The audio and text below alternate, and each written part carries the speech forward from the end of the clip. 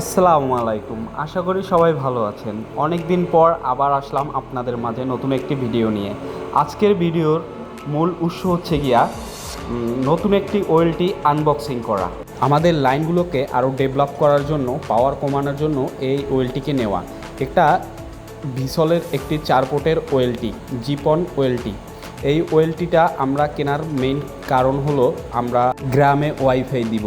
একে তো দিচ্ছি, এখন আরও বেশি বেশি দিব। কারণ গ্রামের মানুষ আজকাল একটা নতুন ট্রেন্ডিং দেখি, সবাই বলে যে আরও দাও গ্রামে ওয়াইফাই।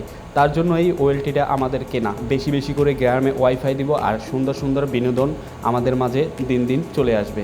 অনেক দিন পর আমাদের এমডি সাহেব আমাদেরকে একটা সারপ্রাইজ দিল, তার জন্য তাকে খুব ধন্যবাদ। আমাদের এতে অনেক ভালো হবে, আমরা ভালো মতো কাজ করতে পারবো।